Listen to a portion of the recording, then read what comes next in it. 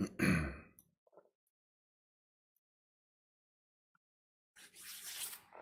right, good morning, everyone. Good morning, good morning, good morning.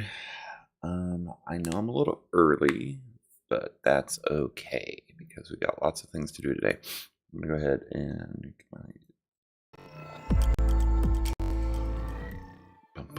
I love that intro. Love that transition.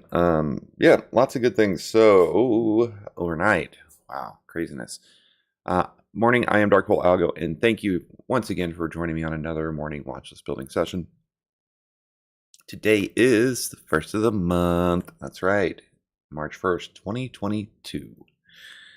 And I thought it would be kind of fun to not try to Google YouTube. The YouTube. Probably not a funny joke about that right now, right? So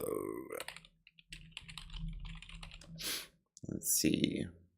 Get a little of this happening. Possibly.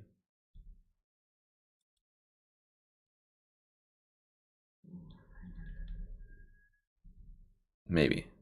Until somebody shows up. This.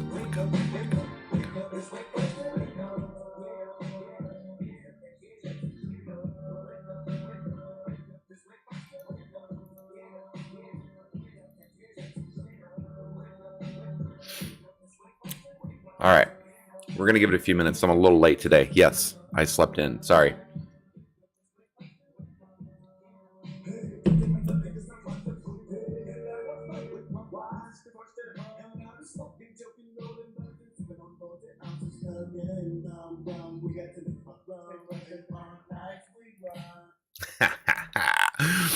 I thought that was kind of fun. So, all right. Good morning, Terry. The first one here. Good. Where'd my thing go? Oh, there it is. Morning, Terry. And why is it? Morning. Welcome. First time here. Thanks for joining us. All right. It's 5:30 or 7:30. Let's get into this, shall we? We have a lot to get through. There's a ton of earnings yesterday. All of them probably small to mid cap. So I'm not going to get into each and every one of them, but I will catch the highlights, especially ones that we've traded before or ones that we've been interested in trading in now. Let me see. Where's my... Oops. Hold on. Let me grab my last little chart here that I need. I have my trading chart set up, not my analysis chart set up. I'll get that guy right there. Boom, shakalaka, laka, laka, laka, laka. And then we need one more thing. I should have done that instead of playing the old Bone Thugs and Harmony, but I want to listen to that song today. It reminds me of better days. Better days, better days. All right, I'll get logged in. Okay.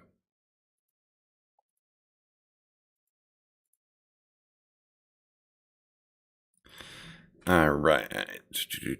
Zoom Communications had earnings yesterday. So did Workday, Vroom, SE. We gotta get through. Yeah, there's a bunch of them we gotta get through. Wow. Okay.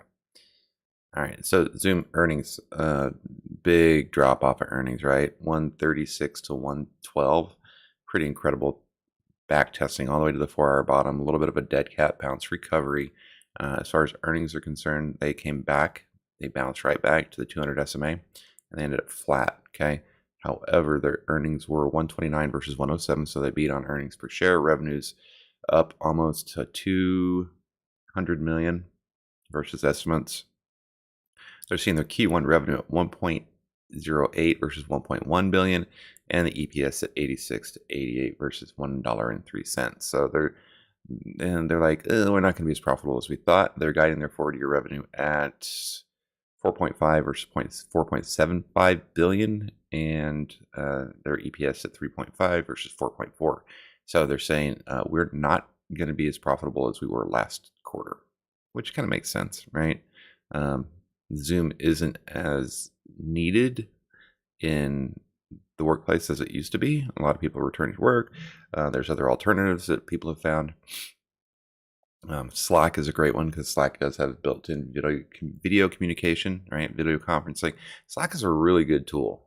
So if I had to choose between paying for Zoom and paying for Slack, I would pay for Slack, right?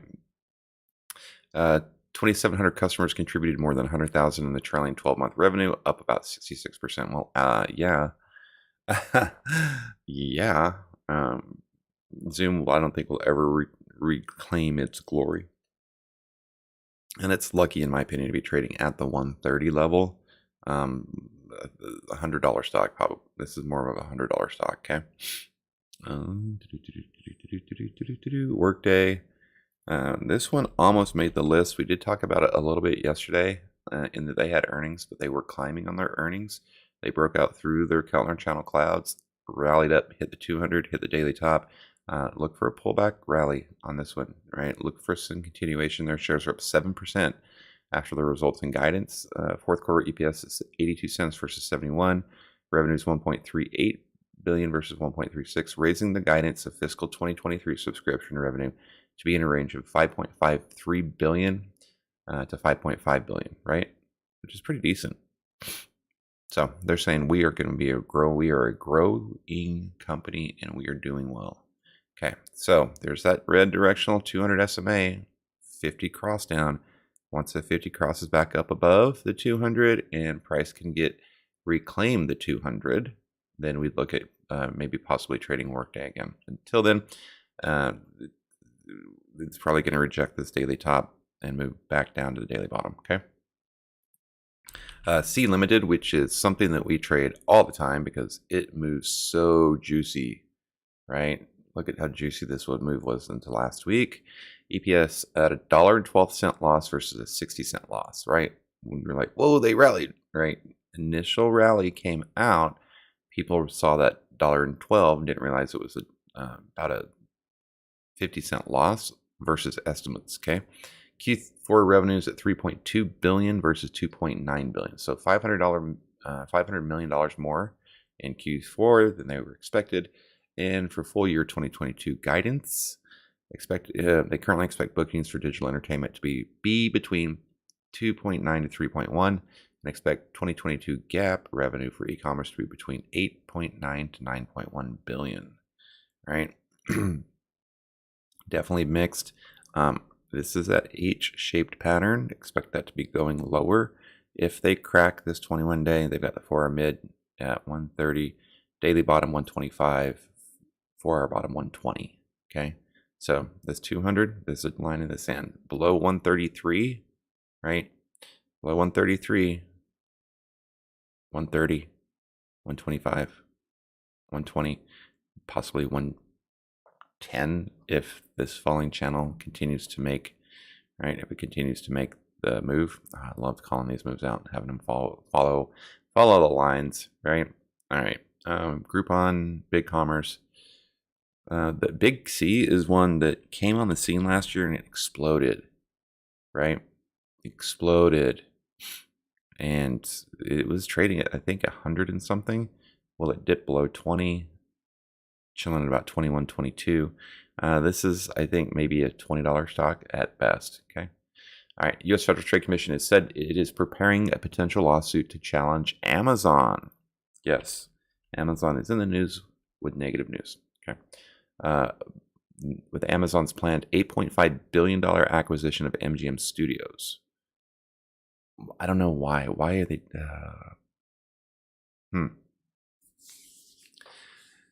Why is the FTC saying that Amazon cannot buy MGM Studios? Do they feel like there would be potential monopoly on that? That's interesting. Definitely worth following up on because that rocked Amazon. Amazon is struggling to maintain this this 200 SMA. This isn't the 5-minute 200 SMA. I think it's, what do I have it set at? I've got it set at, this is the 39-minute 200 SMA, right? Yes, I have multi-time frame moving averages on my stuff.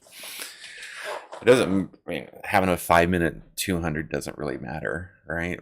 30-minute, yeah, 4-hour better, daily best, but yeah, so a multi-time frame on your lower end charts. That's just the way I do things, okay? Amazon is saying it's exploring options, including hiring expert witnesses, and will decide in the next few weeks if it will pursue a block of the transaction, according to the informant. According to a report from the Information. Don't know what that is. Ooh, AMBA. We traded this a couple weeks ago. Shares are down 15%. Oopsie. They beat on earnings per share, on inline revenue. Total cash on hand, 171 million, down 440 more million year over year, due to liquidating debt security investments to finance the acquisition of Oculi Corp. It sees its Q1 revenue at 88 to 91 million versus 90 million. 150 to 115. That's 15% on $150 stock is a lot, right? They've given up the ghost on this 200, right? They can't get back above it. Now they down cycle for a while. Okay. This was trading at 210 back on January 4th, currently trading at 110. That's $100 loss in 2 months, right? Talk about puts. All right. Smile Direct Club, which I believe, right, should be doing way better than it has. I don't understand how this is only a penny stock. I really don't.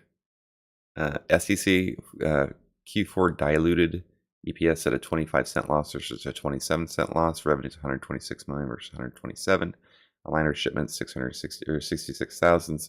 Saying their macroeconomic headwinds impact the spending of our core demographic, and our business have continued from early in the summer through fourth quarter. I'm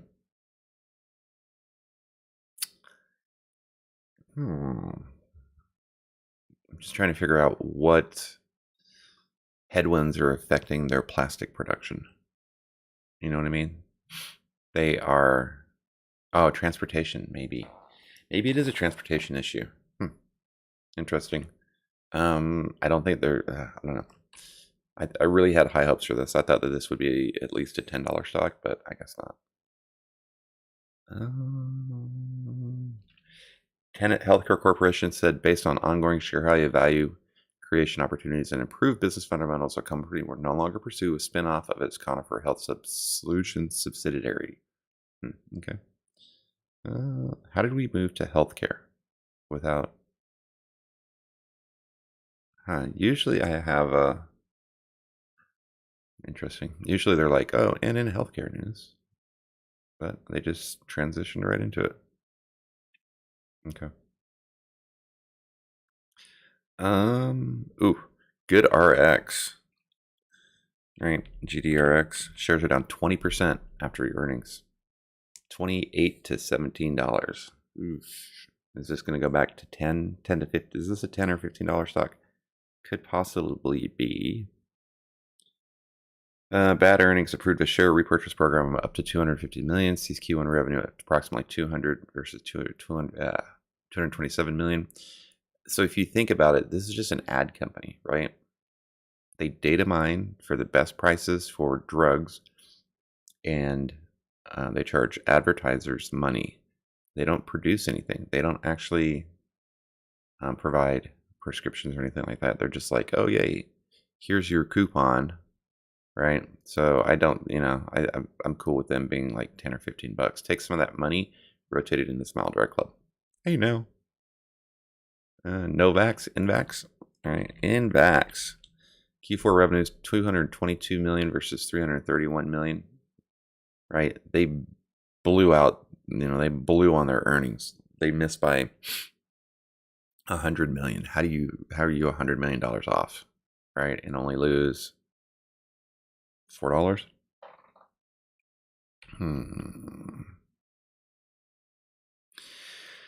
Said company has shipped 9 million doses of its vaccine to Indonesia, 6 million into Australia, and 2 million to South Korea. Okay.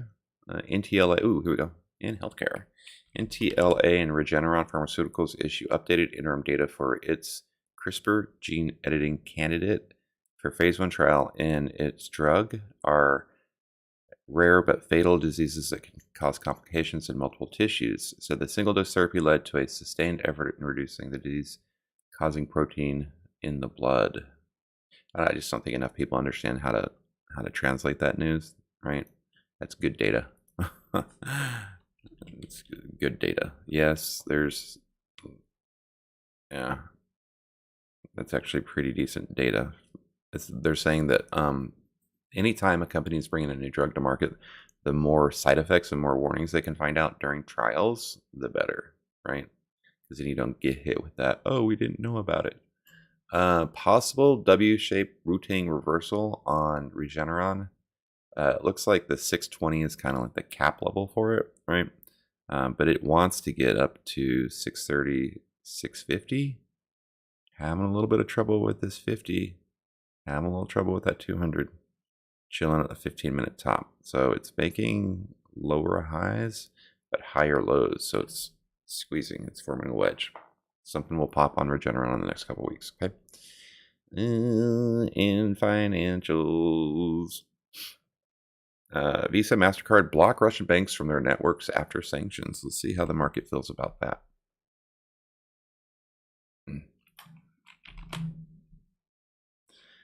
See how the market feels about that. I used to trade MasterCard all the time. It's one of my favorite stocks to trade. It was.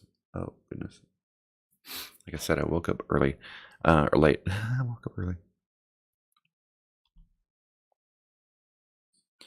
All right, so it's holding its 200-day. I believe that's the daily 200. Yeah, that's my daily 200. It's holding it. That's also holding the daily bottom, weekly mid, Keltner channel. So as long as it can hold this level, I think it can fight, or it could take another rally up towards the 50-day and break it, and kind of breaking out of this little wedge that it's forming. The safe play would be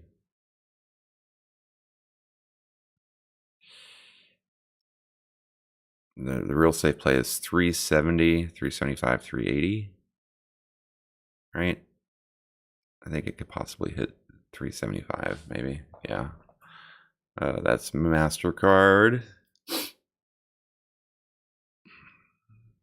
All right, so Steel Dynamics, right, announces first quarter 2022 cash dividend increase of 31% and an additional 1.25 billion share repurchase authorization.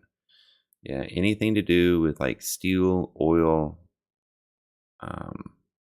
lithium, aluminum, gold and silver, yeah, that's where you want to be, right?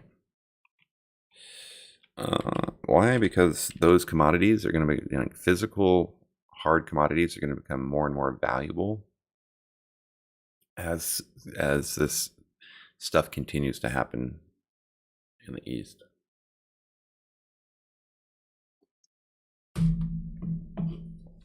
All right. This is Rocket Labs revenue. They had earnings revenue at 27 million versus 24. I thought I'd saw something in here that was going to be a little bit different. Chevron, however, look at this. CVX raised its share buyback program, whoop deep, to between 5 to 10 billion versus prior target of 3 to 5 billion, and forecasting of operating cash flow through 2026, benefiting from cost cuts and recent surge in energy prices. Chevron, where's Laz? I miss Laz. Laz was hip to the energy thing. He was like, yo, bro. Back here, right? Back in the middle of like, actually probably more like back here. Yeah, towards the end of January, he was all about, yo, get into energy, get into oil and gas right now. We didn't really listen to him. No, I didn't. I was too busy trying to chase Tesla around. This is a big move, right? It's blowing out of the top, right? So Chevron is trifecta mode. And for those of you that have traded with me for a while know that when a stock blows out of all of its Keltner channels, right, out of the top of them, it's free, right? It's like, oh, I don't have any restrictions. So it's shed its chains, it's shed its baggage, right? It will continue to move, especially if we can get some squeeze help coming in to continue to boost it up, right? We did have some compression squeezes fire about 8 days ago. We usually get 8 to 10 periods of a squeeze releasing based off of the time period. So if this is a 4-hour, we would get 40 hours or a full week of the squeeze releasing. If the squeeze releases on the daily, then you get 8 to 10 days. That's why those daily, weekly squeezes are so important to try to find, because once they go, if they go to the upside, then they're going to go for days. They're going to be multi-day runners. Now, Chevron, does it continue to run today? Well, I mean, it could. It's starting to get a little bit of a sloping back on our ready aim fire, but we're double green across the board, right? We did have a mid-thrust buy signal come back on the 25th. Looks like we had a squeeze release on the 20. Yeah, we had a squeeze release on the 25th as well. Let's look at Chevron from the flow index perspective, because this may be a good one to trade. Let's see what we got going on here. Yeah, this is so price is trading with the flow index. We're hitting in some regular blocks, but we're bouncing off of some regular dark pool levels. We do have a dark pool block at 144 that looks like it may have stuffed us a little bit, right? It closed at 144. We went up 146.50. So that's a pretty big move. The ATR on Chevron is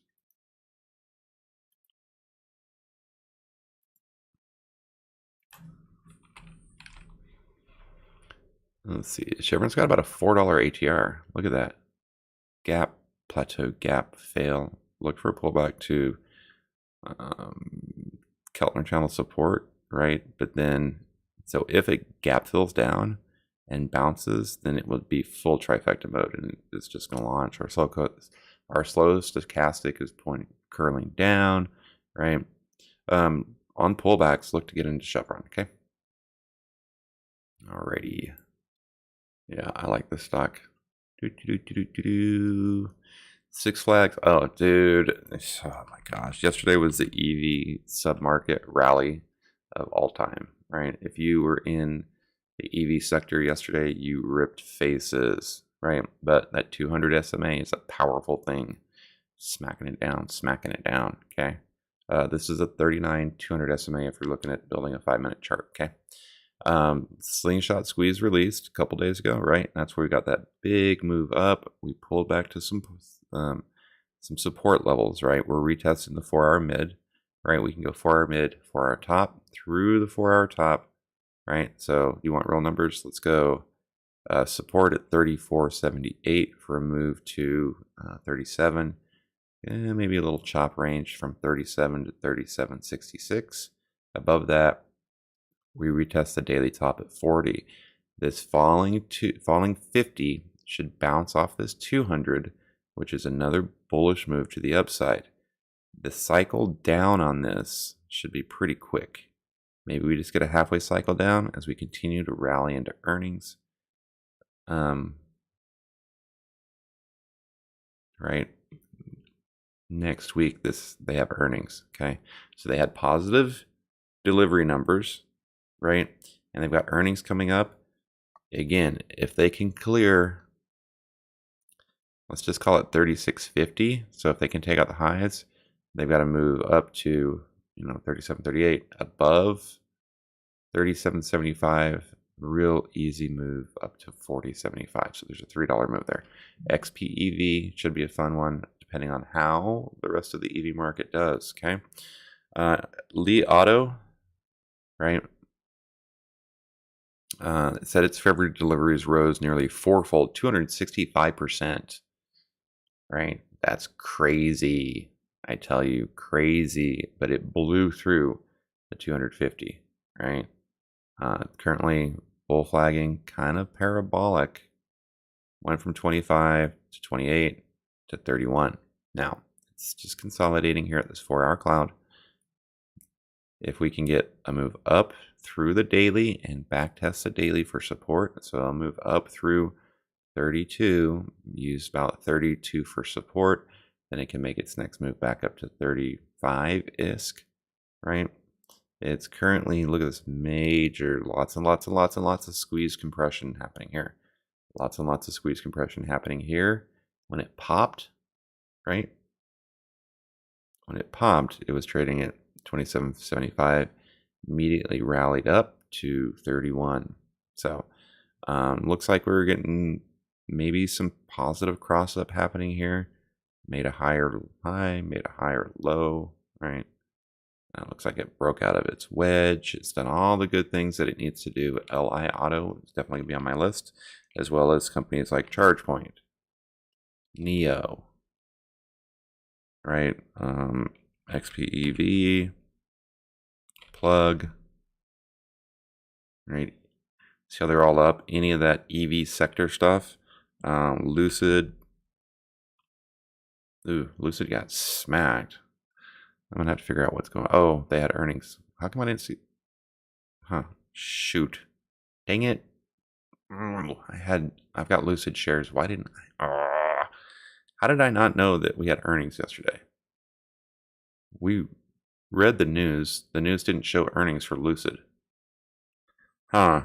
I'm gonna be a little irritated about that if that's the case. Rivian ripped, right?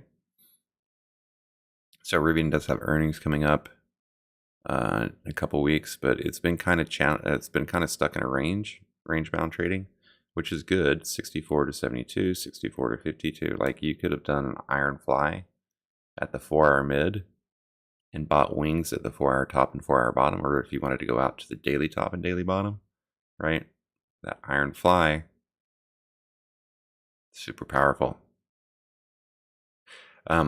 If you're not sure if you don't know what the iron fly is, it's a great neutral trading strategy that is great for chop. Whenever we're in a choppies, like we've been in for the last month, what happens with an iron fly is you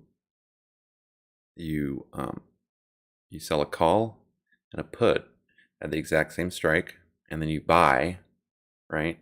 You buy protective wings on the other end. So usually $5, well, depending on what the stock range is. So, excuse me, Rivian's range is 50 to 70, or 50 to 75. So it's got a $25 range. That makes it a little bit different, but let's just use round numbers. So let's say it has a $20 range, right? So 50 to 60, 60 to 70. You sell a call and a put at the $60 level, and then you buy a call at 70 and you buy a put at 50. And what that does is that protects you from losing all your money. But the goal with that is you get paid an initial credit for that, and you're playing, you're banking on the value of theta decay. So as the stock price gets closer to expiration and hasn't exploded out of either to the upside or the downside, that the value for that iron fly decreases. So as you get closer to expiration, when you go to buy it back, right, let's say they give you $1,000, right, and then you wait a couple weeks. Well, the value for that iron fly is now worth 300, right, since it stayed kind of in the middle. Well, you say, okay, well, you gave me $1,000, I'll buy it back from you, right? I sold it to you for 1,000. I'm going to buy it back now for 300 and pocket 700, right? Those are just randomized numbers, but iron fly is a great neutral based strategy, okay, to collect credit, right? There's other ones where you can buy a butterfly where you're paying a debit, so your risk is the value paid. There's just a bunch of different things that we can start doing, okay. Neo reported earnings. I blew through all of these really quick, sorry. Neo reported deliveries at up 10% from a year ago. I can't believe this used to trade actively at 50. This was the first stock that was given to me when I first started trading, and it was worth $1. Yep. It's true. Lucid did have earnings. Dang it, Lucid. I had such high hopes for this. They cut their 2022 EV production target to 12,000 from 14,000. Had previously targeted output of 20,000 EVs this year, citing extraordinary supply chain pressures and outlook. Q4 EPS at 64 cents versus 35-cent loss, so a bigger loss. Revenues $26 million versus estimated 36 million. Reservations now exceed 25,000. This is a luxury EV that puts Tesla to shame. Okay, it's if you want a luxury EV sedan but don't want to cross over to the Porsche, this is a great opportunity. Dude, I'm so on. This should be Lucid. Hire me for your hype, man. I got you. But I definitely want to go back and see how the heck did I miss earnings on Lucid yesterday. I swear I would have noted. Ooh, I'm irritated about that. Seriously irritated about that. I'm going back and rechecking the news.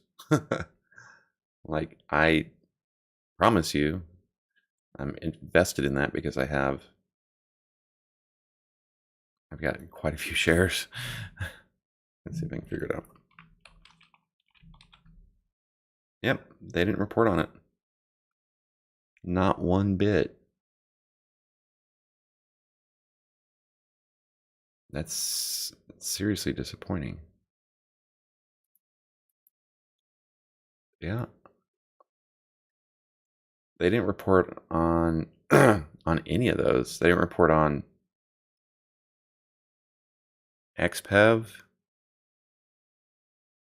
Oh, you know how they screwed up? Okay. Because Lucid reported their numbers and earnings at the same time, which is not smart. You guys need to break that up. Do like all the other car companies do. Report your numbers, your production numbers, and then have earnings a couple weeks later. Come on, y'all, get it together. Okay. Go EV. They did talk, and I know we talked about Go EV yesterday, right? It's just being death by the 200. That should be a death by the 200 SMA. Is that a t-shirt idea? Held the 200. I don't know. We got to come up with something like that. All right. Target earnings. Target usually has some pretty decent earnings. EPS at 319 versus 286. Boom, shakalaka. This will be a peg stock, so a post earnings gapper or whatever. It'll gap and go. So daily top, weekly mid, 200 SMA. I'm looking at a 200 SMA monthly top target at 240. So 240 target on target. Yep. Yeah, let's just look at what that looks like. So they rallied up, they pulled back, they're chilling at, they found support of the 21, right? A little bit of a crossing over, but they're double green, right? They're starting to be double green here, mid thrust buy.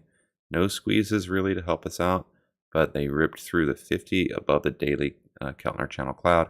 I would look for a target of weekly mid and then 200 SMA target at 238. So price levels for this stock would be if 218.50 holds, I would look to target 230, 237.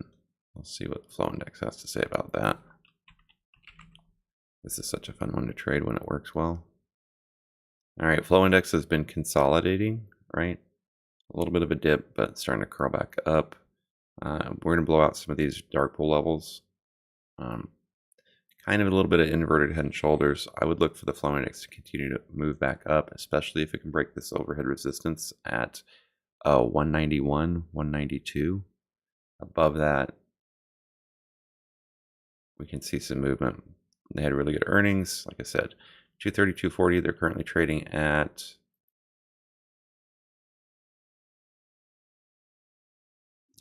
$222. So they're out the top of this, right? They're out here. So the Flow Index should catch up with it. Okay.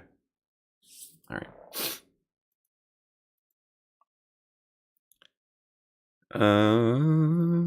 Did I miss anything important? Not really. All right. Key events today. We've got a bunch of, looks like there's some energy summits, Credit Suisse, healthcare conferences, banking conferences, fintech and payment summits. Those are all virtual.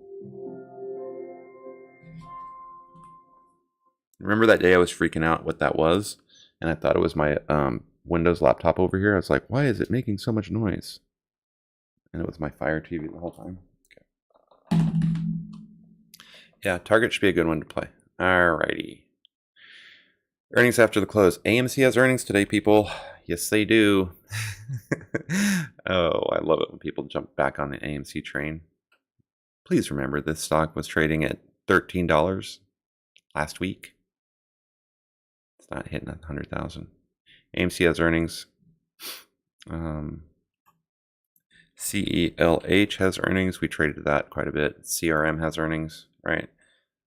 So most of these are really decent looking stocks.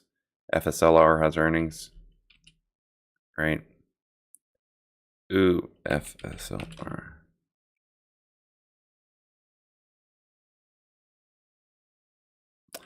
Grow Generation, which, talk about failure of potential. This was trading at $40 at one point.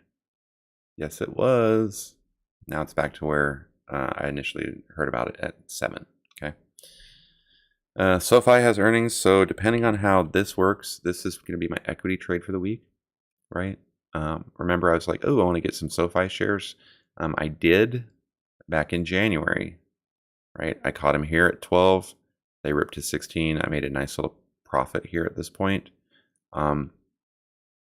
Based on news and failure to break the 50-day at that point, I sold out, took my profits, realized I have earnings coming up. I'm going to wait till after earnings before I look to get back in these, okay?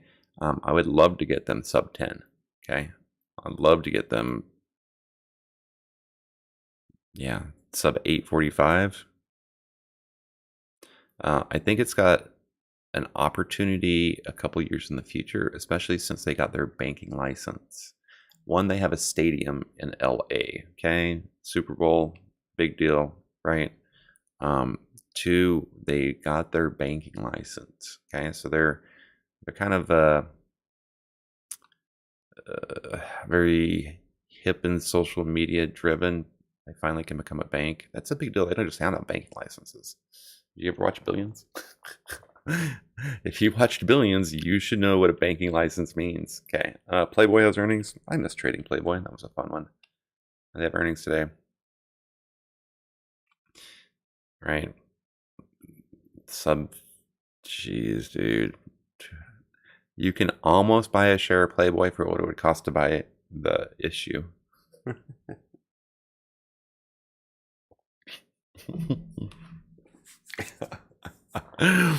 Great. That's funny. Urban. Wish has earnings. If you guys want to see how much farther that down the road that can go. Urban Outfitters has earnings. IDX has earnings. I do have shares of IDX, right? At I think $1.30. Wish. Yeah. You wish you didn't follow that person into buying all those shares, didn't you? Workhorse has earnings before the bell. This is what? Wow, crazy! How the mighty have fallen is the name of this game. Let's see. I'm not really seeing anything else large cap wise. Didn't HTZ have earnings? I swear they did. Yeah, they had earnings last week. This could be a fun one. Okay. Oh, XXII has earnings. They're a marijuana producer, right? 22nd Century Group. This one used to trade much higher than it used to. So yeah, I think that's it as far as earnings. I know I took a little DPZ. Is that Domino's? That's a big cap. Big capper. Big cappity cap. All right, so if it holds this 5,200, so above 430, I think we can see a continuation up through the Celts, through 440, up to 450. This 5,200 crossover is concerning. If we can get it moving back up, then we'd look at Domino's Pizzas again. Okay, I think they're pretty much very seasonal, and they should be done for the day. All right, economic calendar for today. I didn't take as long as I thought I was going to. The economic calendar for today has got ICSC weekly retail sales. Those have already came through. Johnson Redbook weekly sales. Market manufacturing PMI. Yes, that's gonna it's gonna affect us, right? Why is it calling ISM?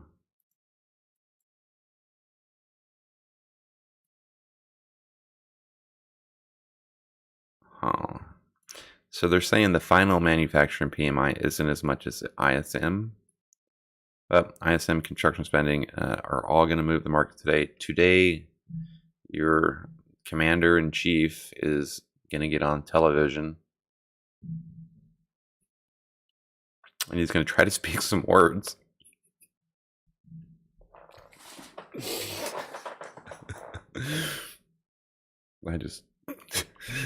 I can't.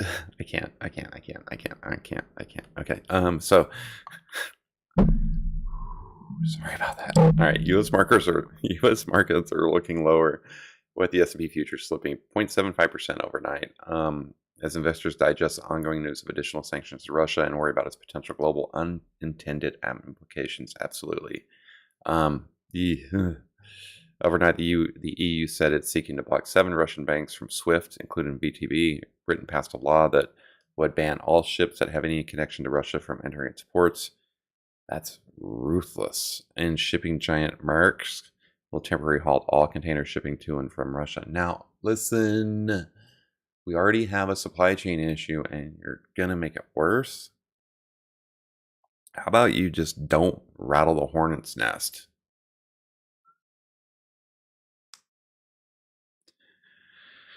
All right, the news comes after a day after the U.S. and its allies imposed heavy restrictions on Russia to close off its economy and block it from the global financial system, effectively making it uninvestable. The curbs have closed airspace to Russian aircraft, shut out some Russian banks from SWIFT global financial network, and restricted Moscow's ability to use its $630 billion in foreign reserves, all in response to Russia's invasion of Ukraine that started last week.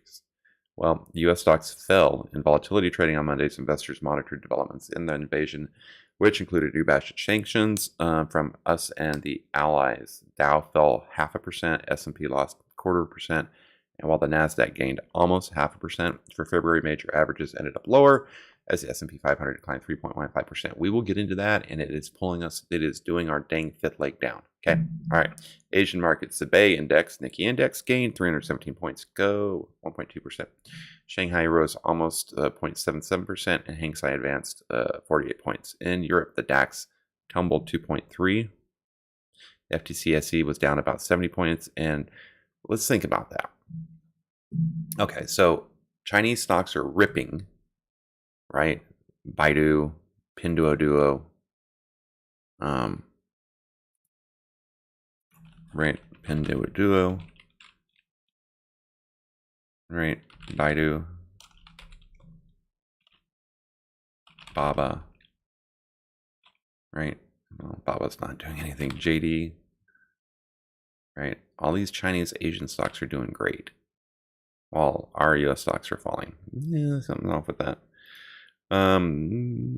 Global risk off is the feeling, right? As Treasury yields tumble, while the U.S. 10-year Treasury yield extends its fall to a 5-week low at 1.74%, last down about 10 BPS a day, and Germany's 10-year yield extends the fail, now set for its biggest daily fall since 2011. China PMI manufacturing was 50.2 versus 49.8, which is great PMI. Services PMI at 51.6 versus 50.7, and cashing China February manufacturing PMI rose 50.4 versus estimated 49.1. Gold and oil prices extend gains, with Brent up 5% and WTI crude up 4%. Yes, let's get into our futures really quickly, shall we? We shall. Okay. Hold on, my charts are a little jacked up here. All right, I may look to trade some futures today. I didn't do any trading yesterday, so y'all know. I traded nothing yesterday, and part of that is because I am starting that new Psychology of Trading course, and I don't want to.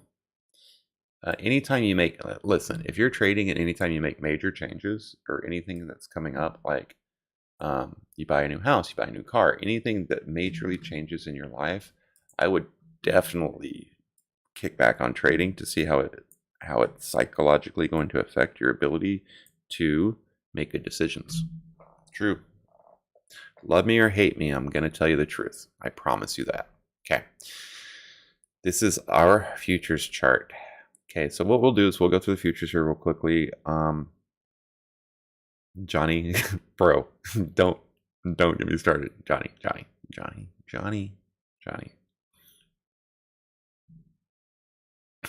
Okay, this is our futures. This is not your future. This is our futures. Okay, this is what's happening here. So, from a daily perspective, right, we rallied up to where? The 50% retracement this morning. We hit 43.99. Okay, and currently we're falling off of that. I wouldn't say that we have an opportunity to form a bull flag here because I don't think it looks like one. So we rallied up, we pulled back. We may end up on the highs today, but this is still, in my opinion, retesting the 21. We retested the 21 here and fell off. It came down, up. Look at this inverted head and shoulders that's forming, right? We could definitely do one of those. We're still below the 200-day on the ES. I don't believe that. So if I remember correctly, and in my Elliott wave theory, this is invalid. And this, let me tell you why. So for it to be an Elliott wave theory, your fourth wave pullback cannot close below the high of the 1. Does that make sense? So this Elliott wave theory is invalid. We have to look at a different option here. Okay. Is this a corrective pattern? Possibly 1, 2, 3 corrective pattern, but it would be 1, 2, 3 failure. Let me do a little bit more digging in on this, right? We have definitely made a new high. I would hate to see us have to do one of those, right? Just more and more stuff is pointing to a judgment date at or around March 16th. Okay. We rallied, we chopped between our snow lines. We rallied, we could not close above the snow line. We'll look to close above it today. Retest the 21 and the 200. So this 618, so 44.42 is my magnet.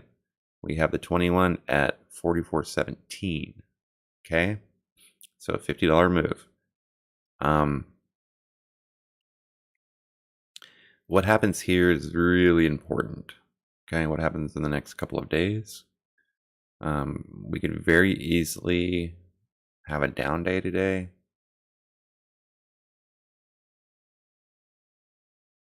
We're currently just chilling on this 1 standard deviation away from our regression line, right, which is way up here.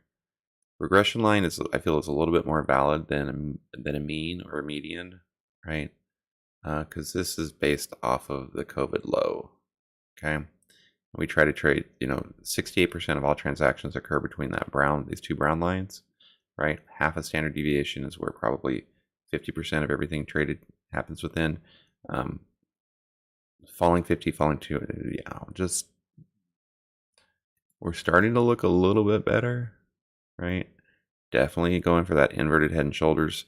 Today will be the day we get a 2150 cross up or over. The last time the 21 was above the 50 was back at the beginning of February, where we held the 50 and we got rejected from the 200. I know it's really hard to see my charts like this, but let me see what I can do. Okay, dip up, pull back up. Next move. Like I said, 44.42 is that target. We have a snow line, initial resistance at 43.72. We've got a 200 or 50 as support, a rising 21. Do we bounce and up, right? And chop between this bar right here, or this doji, right? This doji that you see back on the 28th, this 4-hour doji, is indecision, right? So far, we've matched the low. We haven't matched the high yet. There's lots of chop in here. Okay, moving on to the NQ on daily. So today is the day where the NQ tests the 21. Okay, what happens at the 21? Do we reject it and have another leg lower? So a 3-bar push down, right? That would be our 3 push down. If you've ever traded futures with rows, you understand the 3 push down, you understand the 3 push up. Okay, so 1 low, 2 low, possibly 3 low. We could also be setting up for that inverted head and shoulders. Lots of things are going to happen once we find out how we interact with the 21. Does the 50 bounce from the, today's the day, right? Does a 50 bounce off the 200, or does it cross down and give us a death cross right at the same time that the price action is testing the 21? I will be looking for puts. Okay, this tree line will act as a magnet at 14,455, right? Which is about 200 points above where we're trading, or 300 points above where we're trading now. Okay, keep an eye on the NQ. 2150 crossover, right? Previous, that purple line is previous trend line support. It's now resistance, right? We've got some decisions to make here, ladies and gentlemen. I don't even think my fib levels are valid, to be honest with you. I'm gonna get rid of those. I'd much rather use tree line, snow line, fire lines, but okay. All right, moving on to the Dow, the dilly dally daily Dow.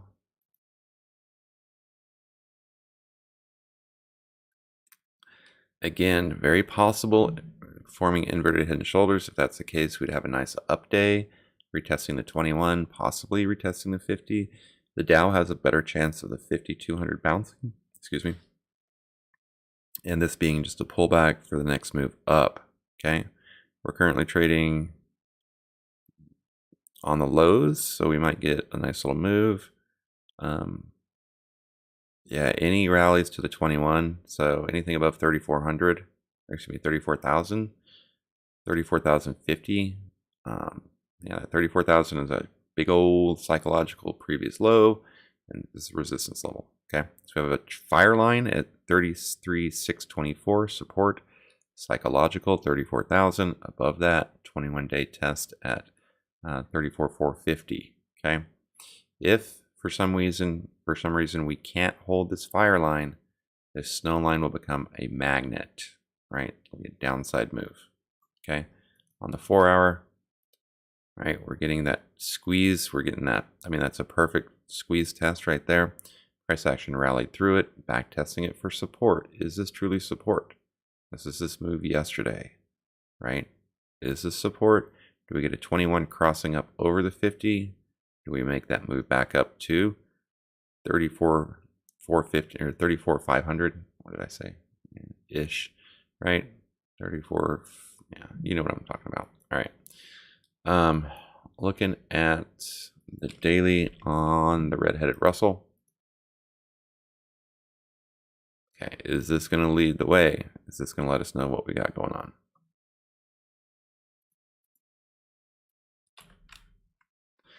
So we came back, we came up, we came back, we're coming up again, right?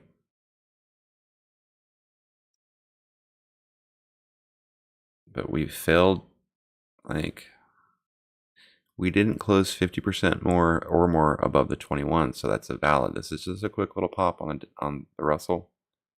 We did make a new high, so my trend line here is invalidated, so it goes bye-bye, right?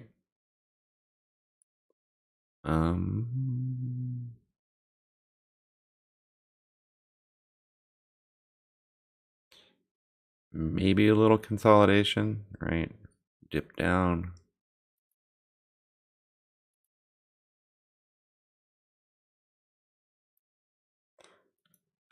Ooh. I mean, let me just put this here. So do we get a down day on March 16th?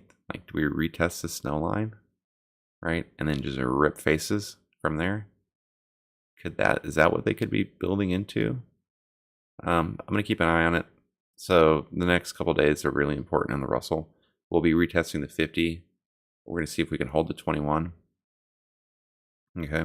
Our regression line is way over here. We're trading way outside of 1.5 standard deviations, right? Well, we came off of 1.5 and we're reverting back to 1. Okay, moving on to, oh, you guys want to see the 4-hour? My sad. Looks like we broke above the 200. We're using it as support. We got a tree line right there. So skyline, skyline, snow line. Let's look at above 2038 on the Russell for a move to 2067, 2086, and then 2100 as a target. Or we roll over the next couple, and we roll over and down to FOMC. Okay. All right, moving on to gold. There's gold, and then there are hills. Yes, there is. Look at that. Gnarly, gnarly, gnarly, gnarly, gnarly. All right, so gold on the daily.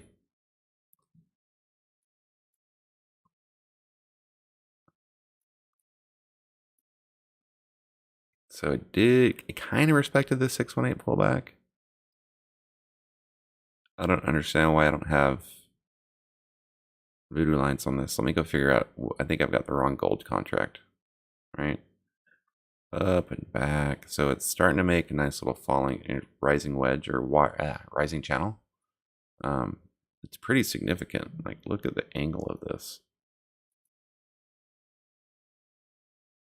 It's a pretty significant angle.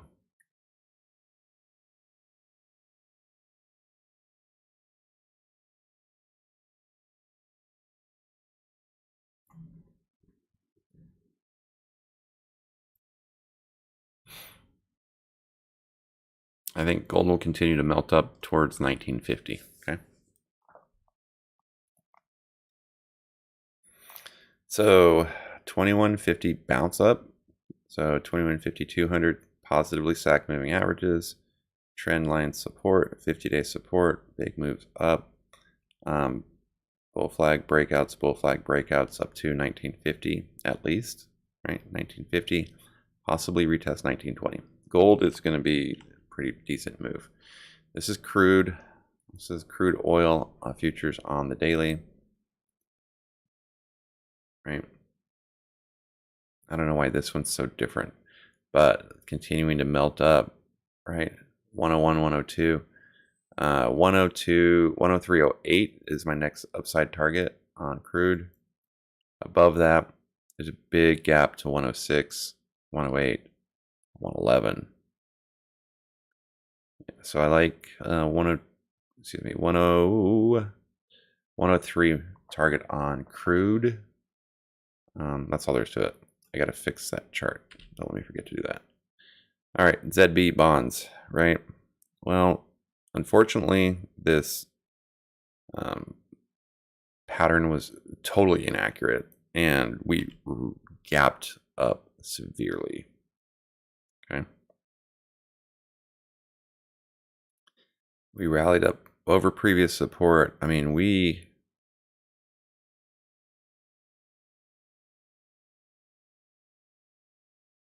trying to figure out where is this line coming from? Oh, well.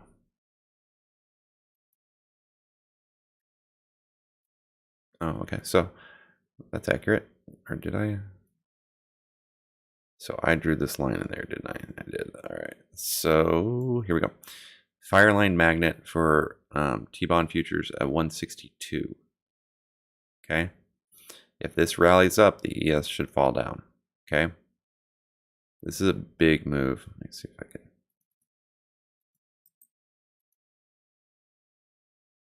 Right. Big, gappy, chunky move. Fireline target at 162. Ran into previous resistance. Right. Previous low right there.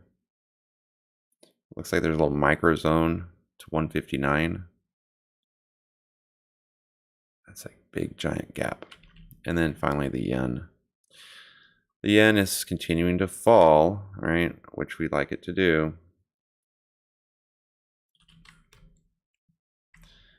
So it is below the 50, but above the 21. We're way below the 200-day and way below our regression line, right?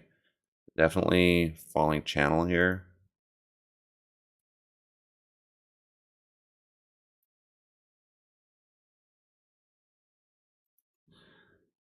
We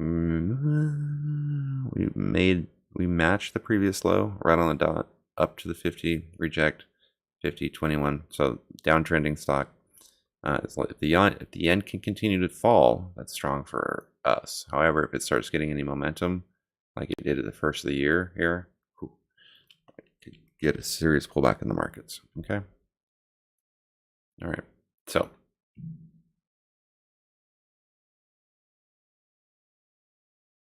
that's it for futures.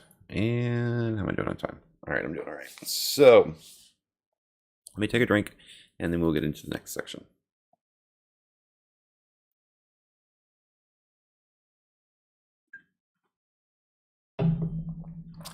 Big strong move right now coming off of futures. What's to be reported? What's being reported right now? Canadian GDP. Yeah. We're getting strong pops in the ES, the NQ, the Dow, the Russell, falling crude, falling gold, falling bonds, right?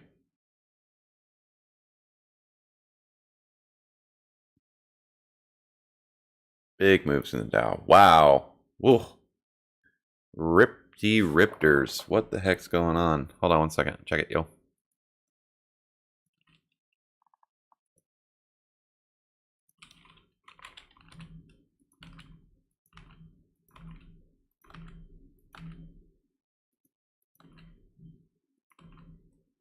Those are big candles. Oh, that's a 200 retest on the NASDAQ and the Russell. If the Russell closes above, what did I say, 2040, 2050? All right, NQ. Yeah. Oh, it's going to rip. Continued ripping on the NQ today is brought to you by We Clear the 200 Day. What does that mean for us? Let me check something here real quick.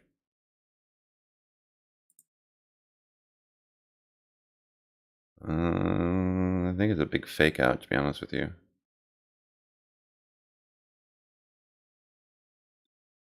I've got a buy order at 14,152 on the NQ.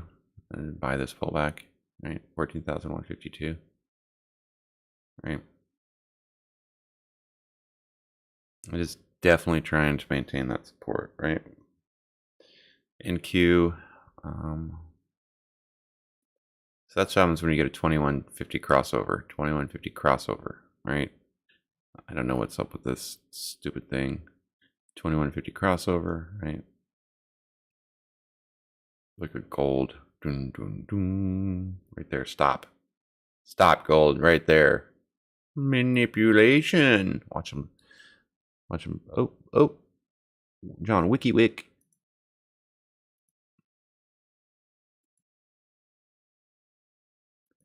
Who thinks it'd be fun to trade with me for a day? Huh? Maybe we should do that. Maybe we should just figure something out. I mean, I have guest speaker technology where we could definitely like co-stream something. I think it'd be fun. Who wants to? Yeah, let's do. Who wants to live trade with me? Should be fun. All right. I've got a future setup.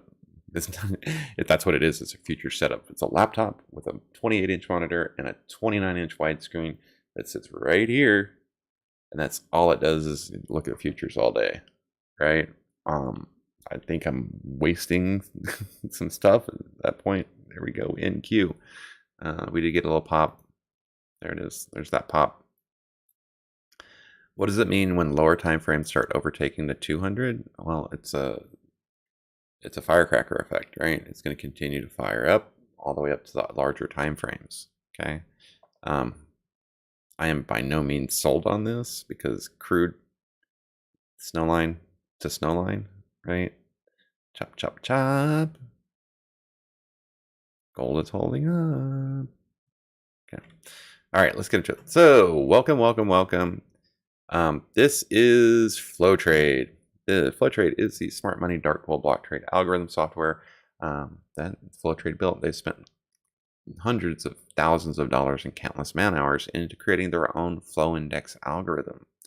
What is a flow index algorithm? Well, I'm glad you asked. Let me see if I can find a good A good one that had some divergence, Apple, right? Let's just use Apple as an example. Even though it wasn't divergence, it shows the importance of the flow index, okay? So what is the flow index? The flow index is this purple line. The flow index tracks large institutions, hedge funds, transactions, smart money, dark pool, block trades. It's created its own predictive leading indicator, meaning that it's showing what is happening in real time and can predict where price action is going to be in the future. As you can see, for example, right, in Apple, on February 4th, they started selling out of their positions, right? This is net selling in Apple. Well, no matter what price action has to say, it's going to follow the flow index, right?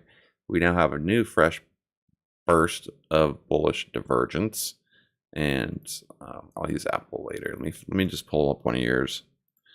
Pull up one of y'all's so that we can get into it a little bit more. Did I trade? I didn't trade anything yesterday, and I'm kicking myself so hard for it. I am, right? Big old cup and handle. All right, so flow index tracks large institutions, hedge funds, smart. It tracks the big boys. Ooh, I'm gonna get a continuation rip on NQ. Just real quick, we'll check in so y'all can see what's happening.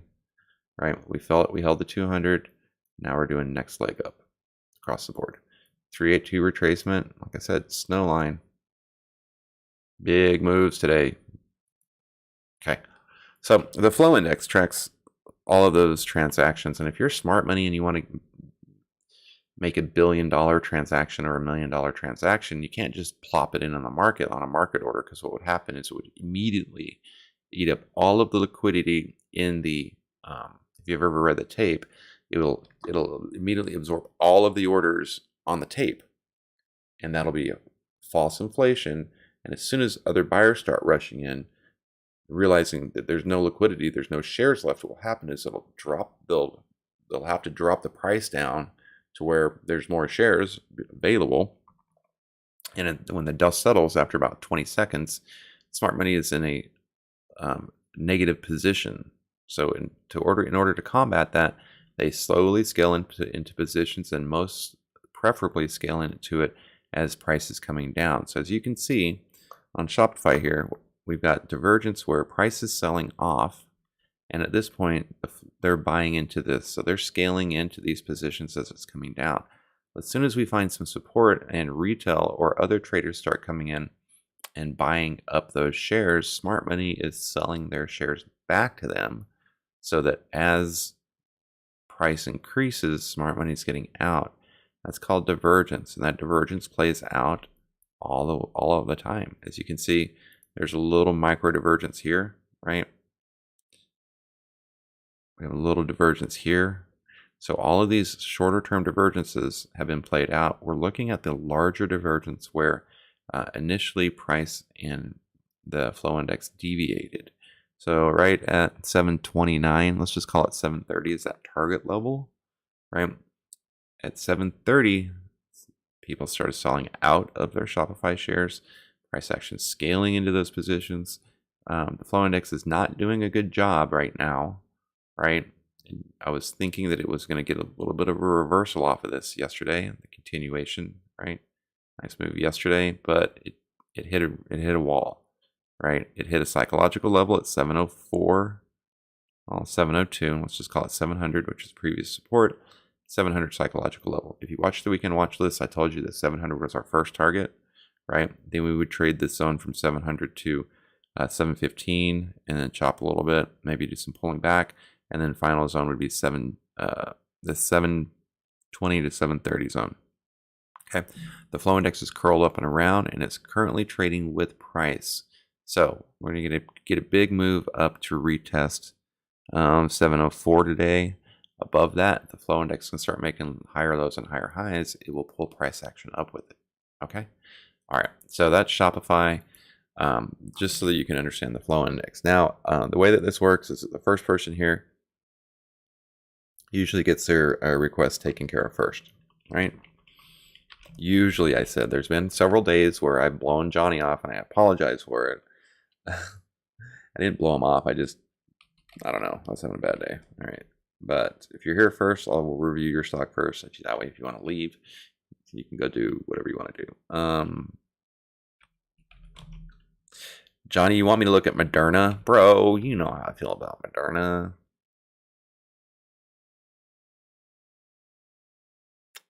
So I just went through shop, which unintentionally, Andrea, I did yours first. Sorry, sorry, Terry.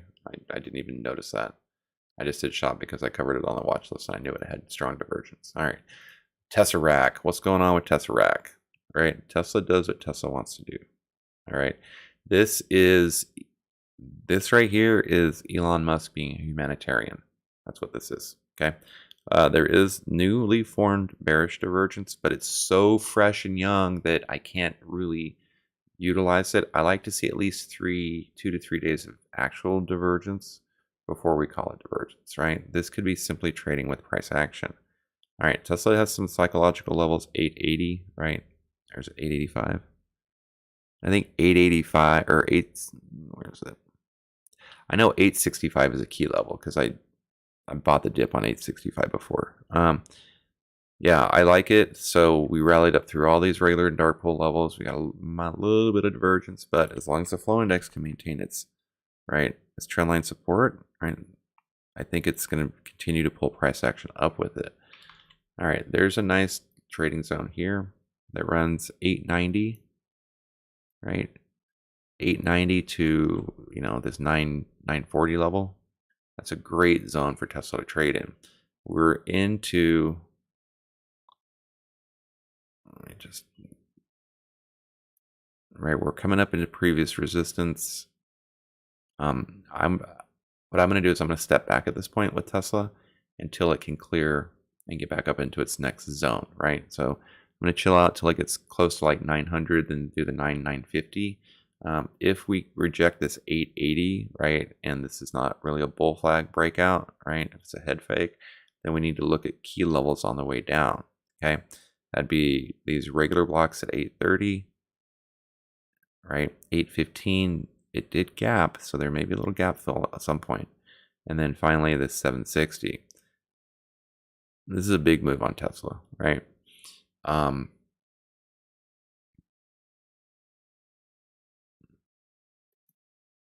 What goes up must come down. Sorry. So a big move on Tesla. I was kicking myself for not trading this yesterday. As soon as I saw it overtake this 200, right? Ooh. So overnight, right, we rallied up, we gave back some of those gains, right? We retested, we actually made a lower, we broke this support level here. It's important that we broke that level, okay? We've got 31, 21, 34, 200 crossover, mashup, tangle of spaghetti moving averages happening here, right? So we've got, this is the 200, right? The 34, so we got 13 in order. It's 13, excuse me, 34, 200, 13, 21, right? This is a mess, right? This is a mess. Nice pullback up. We are currently trading at this 4-hour Keltner channel cloud, and we have the daily mid at 881. Above 881, I think we get that move up to 960. If we reject 881 and can't clear the 4-hour Kelt, look for a pullback to, yes, that's right, 4-hour mid at 813 and potentially daily bottom at 800. I don't think we see sub 800 again for a little while, unless something drastic happens. But I think we see mid bounce to top, mid bounce to top. I think we trade the daily cycle, okay? That is Tesseract. The flow index isn't giving us any real clues other than it's cup and handling, okay? All right, eBay. That was off the weekend watch list. Hopefully y'all are trading these, right? I might not print one every week, but I'll definitely do a video. All right, so going into yesterday, we had a little bit of bullish divergence price. What happened with yesterday? 28. All right, so nice healthy pullback, triple bottom. You see this right here? Boop, boop, boop, boop, boop. We've got a white line level at 54.59. That's a major inflection point. Draw a line on your chart. for that point. All right, eBay is looking to break out of its wedge. Right? What does this look like to you? If you say a choppy stock, then you would be wrong. This is a pennant, big old bull flag pennant. All right, we hit the upcycle. We may come back down and need to retest it. That would be a quadruple bottom. That's kind of unheard of. Triple bottoms are very rare. The flow index is curled up and pointed up. So what happens today? 54.60, regular block at 55.45. We clear that and use 55.50 as support. Then we trade up this zone to 56.75. Maybe come back, gap fill right here. We got gap over here. Haven't looked at it on a candlestick chart yet, but let's see what we got going on. Oof, that's rough. Very, very rough. Looks like it's having troubles with the 21.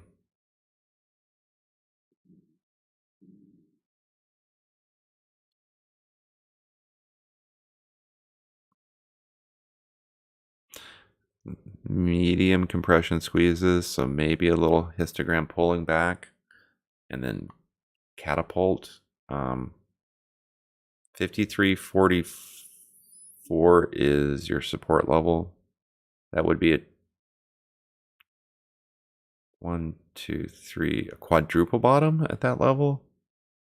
It's almost unheard of. I've never seen a quadruple bottom. But so if that breaks, if 53.50 breaks, we have 52 incoming, right? All right, that's eBay. Wells Fargo, really looking good, some bullish divergence, right? Right, that looks pretty decent. Up, gap down, up, back. So cluster, regular and dark pool cluster support at 52.65 ISK, right? We have 53.37 resistance. There is a gap that needs to be filled up to 54.06. I don't know if we chop around the 54 to 54.50 level, right, on Wells Fargo, but there is a nice trading zone that runs 55 to 56, right? This looks pretty decent. Up, back, up, right? 53.40 for support, 54, 55, 56, bullish divergence, right? So smart money's been buying into this position. We talked about it since February 18th. They've been buying into it as price is coming down. This divergence here, this bearish divergence, right, has played out. That's a good example of divergence, right? We have divergence here that played out, right? We've got, at that point, we have price, we have a falling flow index. We've got price, right? There was some divergence here. You see that? Well, that divergence played out twice. So you had a double tapper, and then you've got the flow index trading with price. We had that crossover. Now we've got all these little micro divergences. So this is fresh, fresh flow index or price trading with the flow index. So where the flow index goes, price will surely follow. Okay. All right. Next up on the list was Moderna. Moderna. I followed this stock for so long, and it did me dirty, and I finally got rid of it and decided I wanted to change its ways. All right, this is very choppy, but the flow index is super sporadic, but it's making higher lows and higher highs. This is Batman. Oh my gosh, I finally found it. Oh, yay. This is Batman, okay? Oh, I've been waiting to find one of these for a long time. I was talking with Laz about this. Anytime you see these bat ears right here, it's very bearish because doesn't it look like Batman, right? Just imagine that that's Batman. What is it going to do to the stock? Well, Batman is bearish for stocks, okay? He's a horrible stockbroker, a horrible trader. Batman sucks. He kills people instead of trading stocks. But this is those bat ears. Yeah, it's just negative pattern. Okay. Flow index is W-shaped reversal. It's dragging price up with it. We have a dark pull level at 153.60, then a gappy gap move up to 160-ish, right? So 155, 160. From 160, it's a slow grind up to 170, right? I'm not seeing anything to reverse it at this point unless something happens. There's no news coming out, so Moderna's just making a series of higher lows and higher highs. Okay. Trendline support, find your channel. Okay. Next up on our list is Coin OSTK.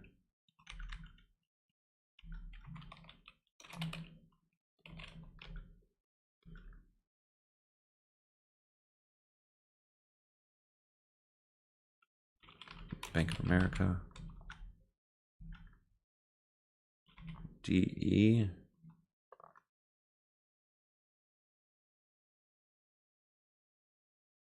All right, I'll check out a unit for a minute. All right, unfortunately, Overstock is just trading with the flow index at this point, right? It's respecting these regular blocks and previous lows, previous highs, right? 47, 53, 56. The flow index is currently curled up a little bit and moving away from price. Trendline support, if price can get above 57, there's a move to about 58. Above 58, we'd have to really look at a longer term chart, but this is a nice healthy move with price just respecting the flow index and trading with it. Okay. All right, Coinbase. It's kind of similar story where we do have that separation of the flow index and it's yanking price up with it. There's that batwing pattern again. You see it right there. This is a good example. Batman is bad for the market. Okay. High, low, high, low, high, low, high, low. All right. Dark pull at 174, regular at 172.50. We're coming up to some previous resistance here, right? I miss my rectangle tool.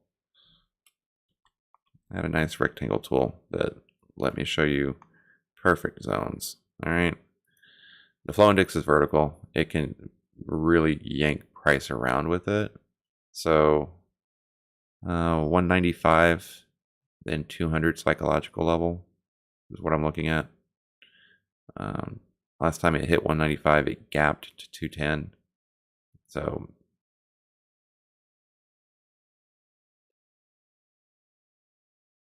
these blocks have been filled, it looks like. Yeah.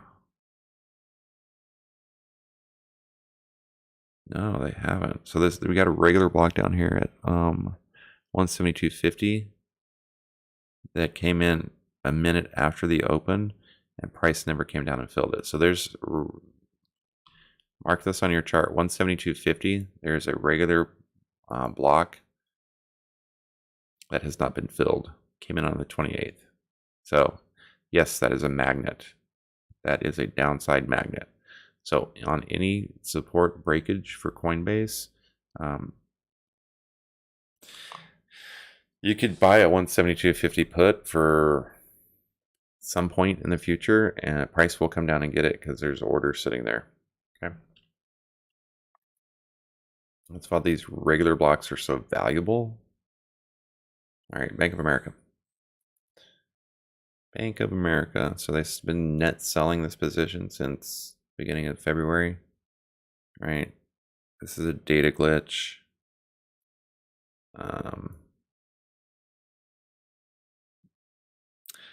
Very bullish. Show a series of higher lows and higher highs. If the flow index can continue to move in this direction, it'll pull price action up with it.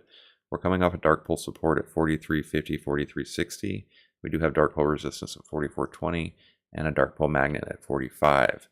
In between there, we've got a white line for Bank of America. Mark it up on your chart at 43.65. It's a major inflection point. Support resistance.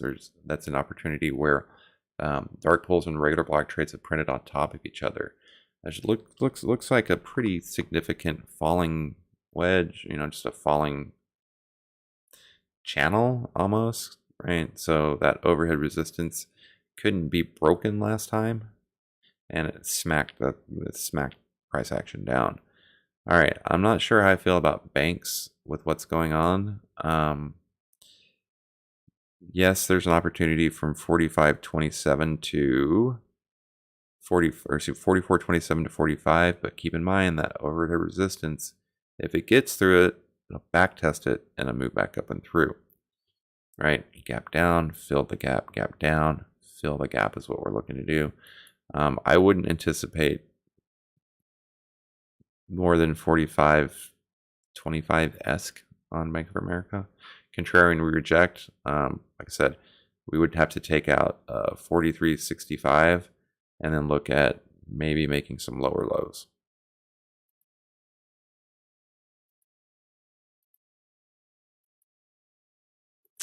DE, John Deere. Nobody runs like a deer.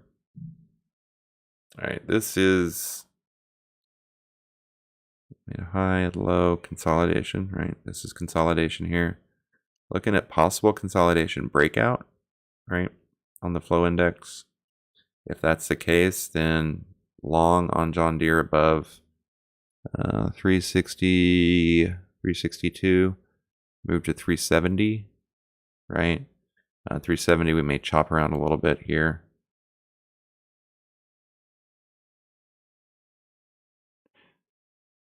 As long as the flow index makes higher lows and higher highs, it's bullish, right? We made a high, we made a low, we made a higher high, we made a higher low. We're going to make a higher high now, right? It's real subtle, but it's there, okay? Big old cup and handle. So, I like John Deere to the upside. And then finally, you want to look at unit. So we'll look at unit. We're also going to look at AMD. We're also going to look at Nvidia. And we're also going to look at QQQ. All right, I'm not sure what unit is or does, but this is price action trading with the flow index, okay? Let it guide your way. I've never traded this stock. I have no clue what it does, but I do know the flow index is made. It's coming up to resistance, so I think 13 is a psychological level as well. I don't know what unit does, but I would anticipate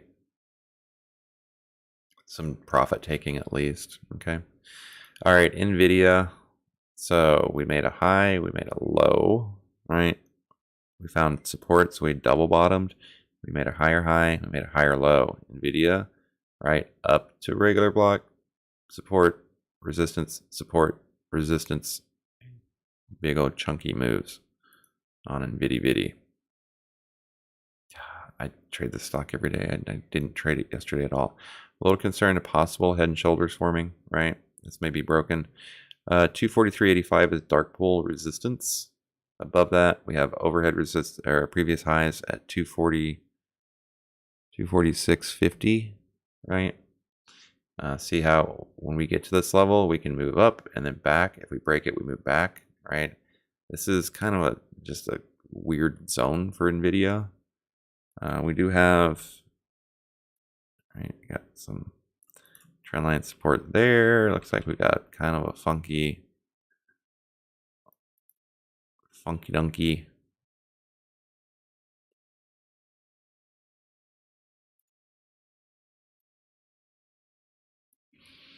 Right, so we would go up and then we would pull back hard, right? I'm watching the flow index, right? Trade up, we trade down, we trade up. Bearish divergence, trade it out. Now we're trading with the flow index, trading with price, right?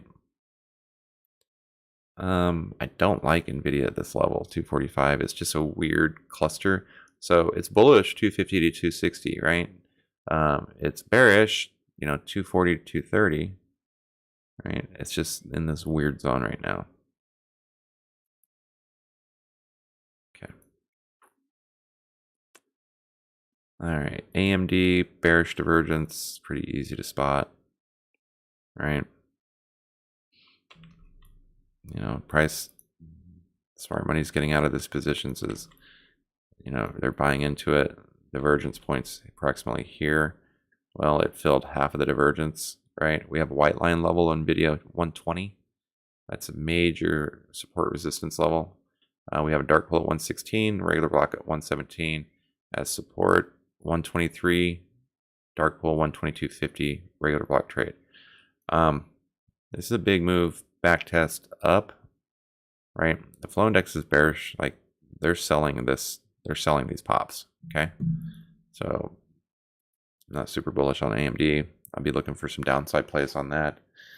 I mean, we've made a pretty significant rally pre-market after a pretty significant dump. But yeah, so 342.45 is white line for QQQ. 346.50 is another one.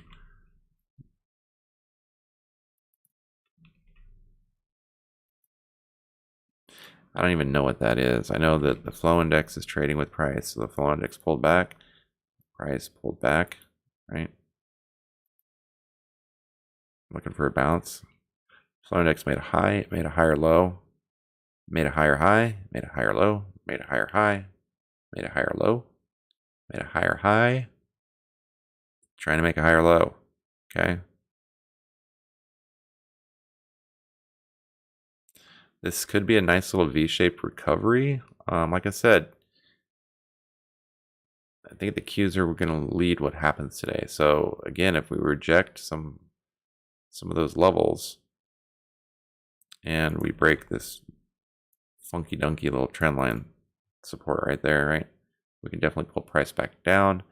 I'd put an alert at 341.50. Just put an alert for potential move to 339. Below 339, we get woody woody. And last but not least,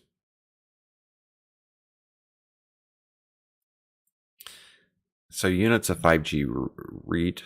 Is there a stock or an equity equivalent to that? That's not a REIT. Like Apple's got a REIT, Apple's got Apple. AMD. Well, real quick SPY, and then I gotta go. I got 30 minutes to prep. All right, so speedy SPY. All right, oh, I love it when I see these little blocks. Give it to me. There we go. These little blocks right here are transactions. These are orders, right? It's very easy for me to go grab this and be like, oh, on February 24th at 16:31, we had a block come in at 421.80, right? February 24th at 1600, right? Which is here. Bunch of blocks. Well, what happened? We ripped through those. Like, we didn't even stop to absorb those orders at all. We gapped up through it. So I believe there may be some transactions down here at 421 that still need to play out. We've got this block that came in on the 25th at 1330, right? So this is February 25th at 1330, right? Let me just show you what I'm talking about. So we had an order come in right here.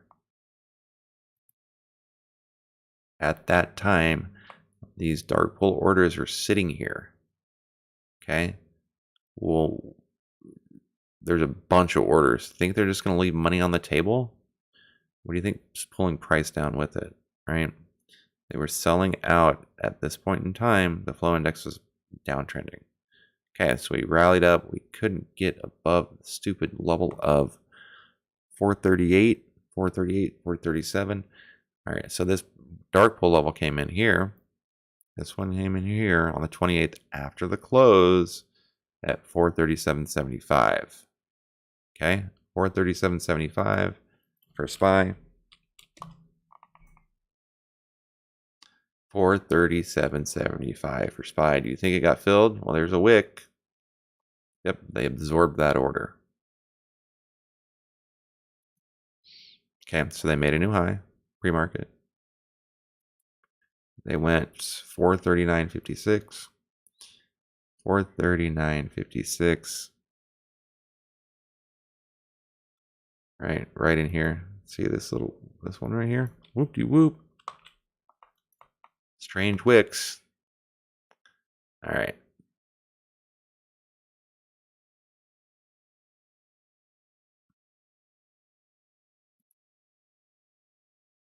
All right, so we wicked up, completed all those orders. There's still some sitting down here. So looking at price action, we got kind of a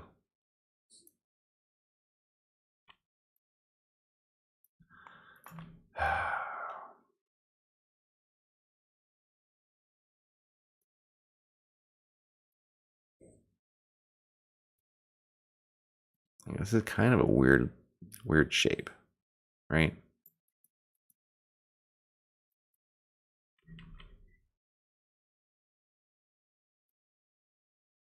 Don't you think?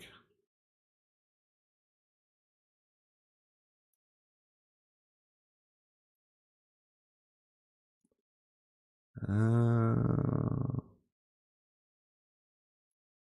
might be off with it, but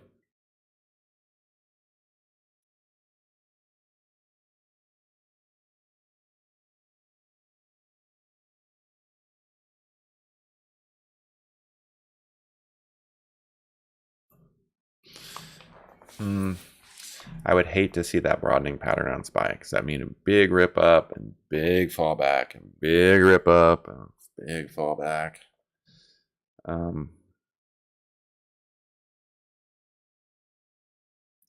Yeah, all this previous divergence is played out. The flow index is trading with price. Okay. All right, that's it for me. I got to run. I'm going to check in on futures one more time, and then I will see you all in the trade rooms. As you can see, that big old pop, pullback, rip, resistance, pullback, pullback, pullback, right? Gold is ripping, bonds are down, or crude is up. The yen is making a move.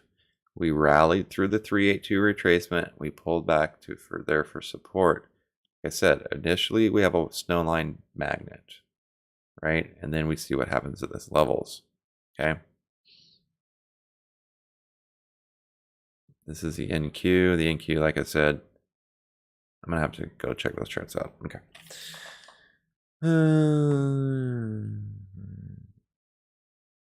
Okay. Yeah. Alrighty. Well, I got to run. Thanks for joining me. I'm Dark Hole Algo. I'll be here tomorrow morning as well. Have a great day. Stay safe. Stay green. And if you have not watched my video on the psychology of trading, go check it out. I'm starting a journey that begins this week on getting inside my brain and figuring out why I saw sabotage. And I'm going to start pushing trading psychology. I'm going to be the hype man for it, right? Because it's super important. Taking care of your brain is as important as taking care of your pocketbook, okay? Appreciate all of your support, everyone. Have a great day. I'm going to have a great day.